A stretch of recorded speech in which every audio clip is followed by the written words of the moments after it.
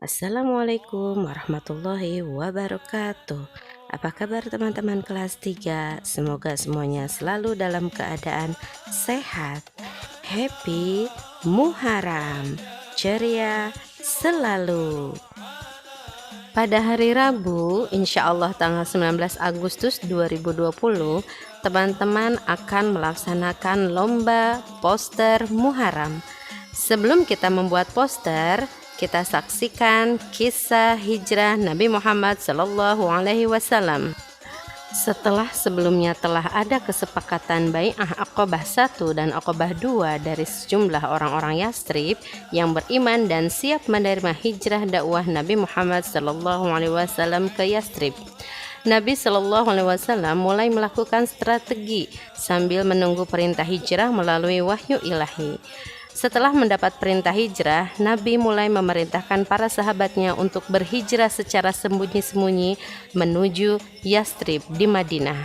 Kejadian itu terjadi pada tahun 622 Hijriah, pada tahun ke-13 kenabian. Para sahabat yang pertama kali berhijrah ke Yathrib diantaranya adalah Abu Salamah bin Abdul As'ad bersama istrinya Ummu Salamah, Amir bin Abi Rabi'ah bersama istrinya Laila, disusul Abdullah bin Jashin, kemudian secara bergelombang disusul oleh para sahabat lainnya. Hanya Umar bin Khattab satu-satunya sahabat yang berhijrah secara terang-terangan. Para musyrikin Mekah mulai gusar mendengar berita kaum muslimin Mekah yang sudah banyak meninggalkan Mekah menuju Yathrib. Mereka khawatir ajaran Nabi Muhammad akan semakin meluas dan di sana kekuatan Islam akan bertambah kuat.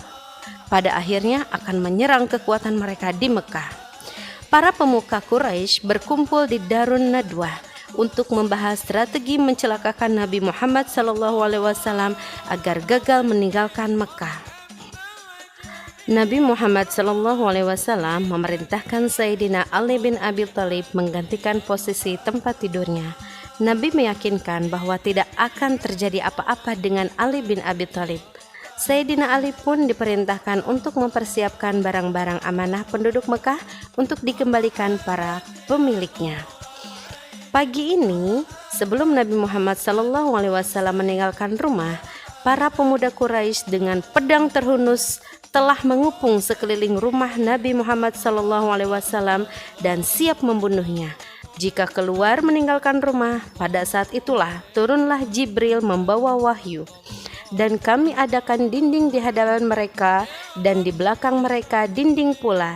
Dan kami tutup penglihatan mereka dan sekali-kali mereka tidaklah dapat melihat. Quran Surat Yasin ayat 9. Nabi Muhammad SAW membaca wahyu itu sambil meniupkan ke arah luar rumah. Dengan izin Allah, sekelompok pemuda kafir musyrikin itu dibuat mengantuk berat dan tertidur pulas menjelang petang. Nabi Muhammad SAW melangkah meninggalkan rumah beliau dengan tenang. Setelah terbangun, mereka segera memasuki rumah Nabi Muhammad. Namun tidak ada lagi Nabi kecuali hanya ada Sayyidina Ali yang sedang berbaring di kasur menggantikan posisi Nabi. Misi pemuda Quraisy tersebut membunuh Nabi berakhir gagal total.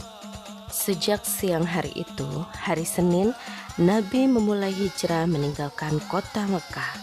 Langkah pertama beliau menuju ke rumah Abu Bakar As-Siddiq dengan cara menyamar.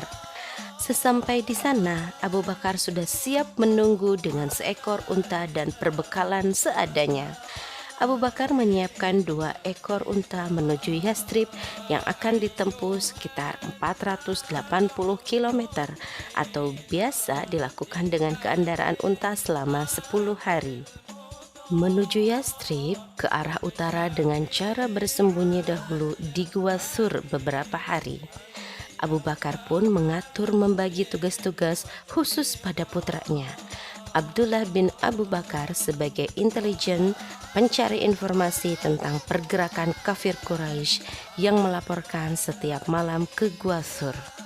Sedangkan putrinya Asma binti Abu Bakar bertugas sebagai pemasok makanan, susu dan daging setiap hari selama persembunyian.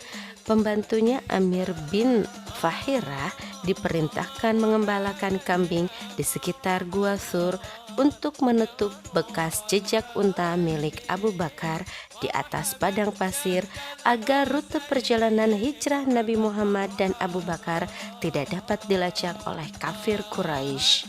Pemuda kafir Quraisy sempat melakukan penyisiran hingga Gua Sur.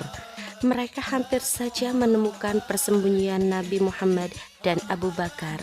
Hampir saja keduanya tertangkap dan terbunuh.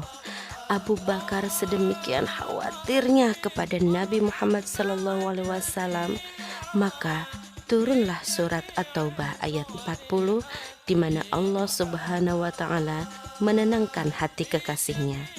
Janganlah takut dan sedih, sesungguhnya Allah bersama kita.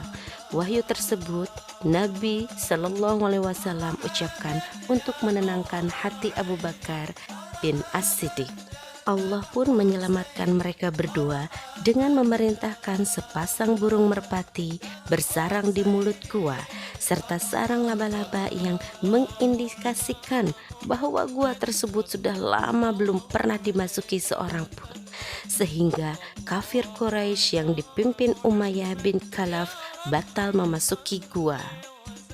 Alhamdulillah, berkat pertolongan Allah Subhanahu wa taala, Nabi Muhammad sallallahu alaihi wasallam dan Abu Bakar As-Siddiq berhasil selamat dari kejaran kaum Quraisy. Mereka disambut sorak-sorai gembira oleh kaum muslimin di Madinah. Alhamdulillah, Allahu Akbar. Nah, teman-teman, sekian kisah Nabi Muhammad SAW sejak hijrah ke Madinah.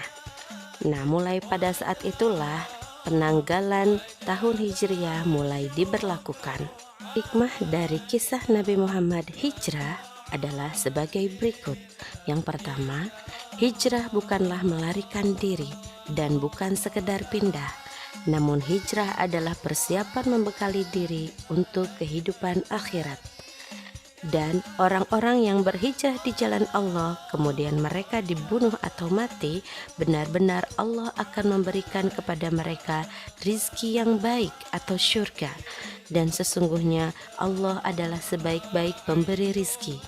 Sesungguhnya Allah akan memasukkan mereka ke dalam suatu tempat syurga yang mereka menyukainya. Dan sesungguhnya Allah Maha Mengetahui lagi Maha Penyantun. Quran Surat Al-Hajj ayat 58-59. Hikmah yang kedua adalah Nabi Muhammad SAW jauh lebih mementingkan keselamatan dan keamanan umatnya dibanding keselamatan dirinya. Terlihat ketika hijrah, Nabi Muhammad datang ke Madinah terakhir dan memastikan bahwa sahabat-sahabat Nabi Muhammad SAW telah selamat sampai ke Madinah. Dalam rangka memperingati Tahun Baru Islam 1 Muharram 1442 Hijriah, ada beberapa yang harus kita lakukan sebagai umat Nabi Muhammad SAW. Di antaranya adalah, di tahun ini dan selamanya aku harus taat dan patuh atas perintah Allah dan Rasulullah, sholat 5 waktu dan harus tepat waktu, semakin sayang terhadap orang tua, jujur, mandiri, bertanggung jawab, dan lain sebagainya. Nah, teman-teman, setelah tadi kita telah mendengarkan kisah Nabi Muhammad SAW hijrah ke Madinah, kemudian kita sudah mendengarkan hikmah, lalu apa yang harus kita lakukan di tahun baru ini, maka sekarang kita saatnya membuat poster Muharram. Untuk membuat poster, yuk kita siapkan dulu alat dan bahannya. Yang pertama, siapkan kertas HVS atau kertas gambar. Yang kedua, pensil untuk menggambar. Ketiga, spidol hitam untuk menebalkan. Keempat, pensil warna atau krayon untuk mewarnai. Berikut contoh-contoh posternya. Dalam membuat poster, kita bisa memilih kata-kata penyemangat dalam poster. Contohnya, Happy Muharram 1442 Hijriah. Semoga kita semua dapat hijrah menjadi pribadi yang lebih baik. Atau Happy Islamic New Year's 1 Muharram 1442 Hijriah. Semoga amalan kita di hari esok lebih baik dari sekarang. Atau Happy Muharram 1442 Hijriah. Dilarang meninggalkan sholat, selalu sholat 5 waktu dan tepat waktu, beramal baik selalu. Untuk membuat poster, yuk kita ikuti langkah-langkahnya. Yang pertama, teman-teman pilih kalimat yang sudah ustazah contohkan, kemudian tuliskan kalimatnya dan tebalkan menggunakan spidol. Kemudian hiasi poster dengan gambar, contohnya gambar masjid, unta, Ka'bah, dan lain sebagainya. Yang terakhir, warnai dengan penuh dan rapih. Alhamdulillah, langkah-langkah, alat dan bahan untuk membuat poster sudah kita bahas. Nah, teman-teman, saatnya teman-teman untuk membuat poster Muharram. Berkreasi dengan yang baik ya teman-teman. Insya Allah teman-teman pasti bisa. Nanti hasilnya dikirimkan ke ustazah dan ustazah akan menilainya. Selamat berkreasi. Sekian dari ustazah. Terima kasih atas perhatiannya. Assalamualaikum warahmatullahi wabarakatuh. Happy Muharram 1442 Hijriah. Happy Islamic New Year's. Allahu Akbar.